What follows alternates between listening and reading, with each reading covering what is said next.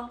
So today I'm here to talk about autoimmunity and specifically Hashimoto's and my diagnosis and what I'm doing currently to manage Hashimoto's symptom-free on no medications. And I'm going to kind of walk through that journey with you and kind of how I got here, how I learned about it, what I've done, what I eat, what I don't eat.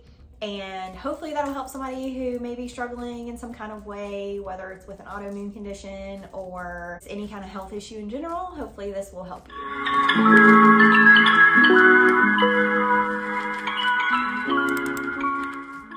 My journey with everything started with my functional nutrition training that I took through Mind Body Green. And I learned a ton about your health and what foods to eat and what helps and hurts your body.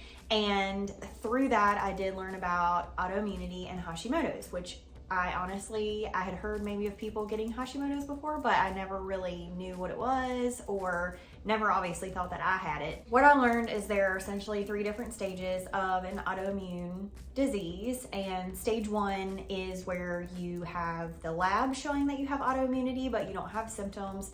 Stage 2 is you have the labs and the symptoms. And then stage 3 would be you have a full-blown autoimmune disease and your body has essentially attacked and destroyed around 90% of whatever organ, in my case would be the thyroid. So I had actually tested positive for autoimmunity back in 2017, and I was having a lot of stomach issues, and I had went to the doctor to try to figure out what was going on, and they did a lot of testing, and they were like, you tested positive for autoimmunity. They did not test any thyroid markers, but essentially they asked me like, have you ever gotten a tattoo? Like they asked me a few weird questions, and I was like, gave them the answers, and then they just essentially said I had IBS and sent me on my way. So fast forward to after I did my functional nutrition certificate, I decided to get labs done through Function Health. And through that, I learned not only did I test positive for autoimmunity, and I'll kind of show you my labs, but I tested positive for autoimmunity. It tested all kinds of different things, but I learned that my thyroid was the main marker that was being compromised. So from there, I sought out a functional doctor. When I did this, I went through the Wellness Way and I found them on Instagram. But they essentially put me on a ton of different supplements. I was on 11 different supplements. There were so many different ones that I was on, and I'll kind of show you a list. Instead of naming them all out, I'll just kind of show you a list of what they were. But 11 different supplements that I was put on. And I was taking them every day. I also did a stool test and an allergy test, and I have another video kind of detailing that, so I won't go back into it, but I will link that video so you can see it if you want. And I discovered I had dysbiosis and that I was allergic to 21 different foods. Most were very healthy foods. And I was already eating like super whole food clean, so I was kind of like shocked, honestly. And I, obviously had normal bowel movements, so I was like, really? My gut's messed up? So essentially what that means is that these foods were like leaking into my gut and causing my body to think they're foreign invaders, and it was attacking my thyroid. So my thyroid numbers skyrocketed, and that's why I was having all these issues. So I was put on all these supplements and I was taking them regularly. I wasn't eating any of the foods that I was allergic to. And when I say I'm strict, I'm strict. Like, we don't eat out hardly ever, but when I did eat out, which was like maybe once a month, I still was like, hey, I don't want to eat gluten. I don't want any dairy, blah, blah, blah, whatever. So did really well with that for like super strict, even like hair products. You'll see that in that video if you watch it. But I woke up in the middle of the night to use the bathroom, and I passed out on the floor. And thank God my husband was there. He ran and got electrolytes for me and tested my blood pressure, and my blood pressure was in the 80s over 40s. And my blood pressure, every time I've ever taken it, has been like 120 over 80, roundabout average, normal blood pressure. I've never had low blood pressure, never had high blood pressure. And so that was crazy to me. And I had been getting dizzy, and I had kind of been a little out of it. I'm like, man, do I have vertigo? Like, what's going on? This is weird. I'm eating so healthy. I'm doing all these things. And I hadn't had any of these symptoms before either. Like, before I went to the functional doctor and before I was put on all these supplements, I wasn't having any symptoms like this. So I was like, you know, what's going on? I'm like trying to do all the right things here and like still passed out on the floor. So I talked to the doctor. Doctor was like, hey, you know, make sure you're eating enough carbs, which I was. Even though I'm like a low sugar diet, I still eat carbs. Like I'm eating oats, I'm eating grains, I'm eating like chickpea pastas. So I'm not like skimping on carbs by any means. So when I thought I had kind of like leveled out, I went back on the supplements. Don't know why I did that. Like, come on. And one morning I was working out and I passed out again. So I stopped all supplements from there. We're chatting with ChatGPT. It was like, hey, you are having like a toxic reaction to like the selenium, like the high doses of all these things, and they are causing your low blood pressure. And from there, I've been not as strict. I've been trying to control my stress. I think that's what kind of caused this dysbiosis in the first place, is just being stressed out. And so I've really been working hard on my stress and anxiety and emotional well-being, just so that, you know, I can fix my gut.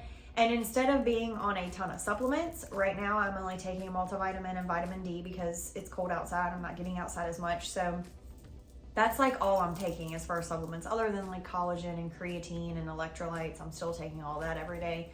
What I learned through this whole process is that you can do this with food. Like, yeah, supplements can help, and I think that you should take supplements if you're lacking. Like if my vitamin D was super low on my labs, or my vitamin B12 was super low, like, yeah, I need to supplement, or I need to make sure I'm eating more foods that have those in there.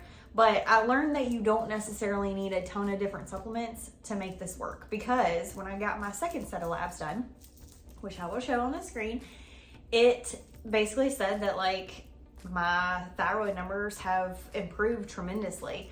I still show that I am I'm autoimmune and I have like Hashimoto's, but my numbers are improving. I'm going to continue to eat foods that are going to be good for my gut and not eating foods that I'm allergic to. And listen, here's the thing.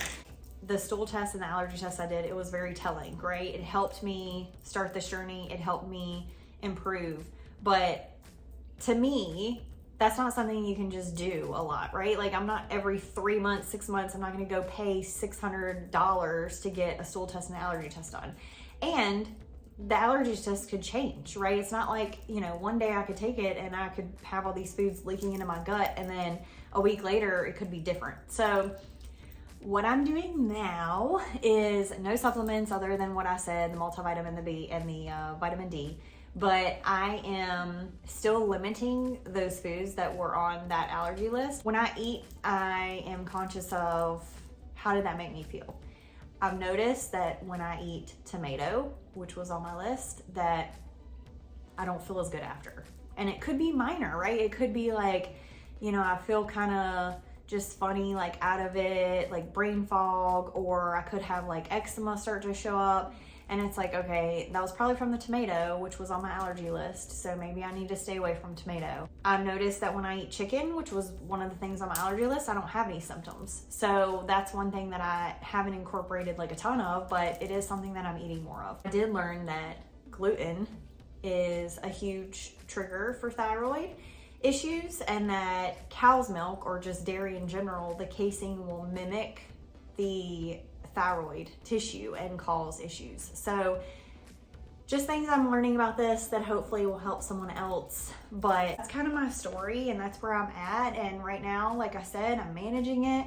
I really don't have symptoms. I'm still kind of doing that elimination diet with some of those allergy foods, but my numbers have improved significantly since my last time. So I'm super excited about that, and I hope that they do continue to improve. If you're not sure where to start, the labs are the perfect place. And if your doctor won't do those labs, Function Health will do them. It's over 100 biomarkers that's tested, and the clinician will go in and write the notes. And if you're interested, I'll link the videos that I've done on Function Health and what you get with that.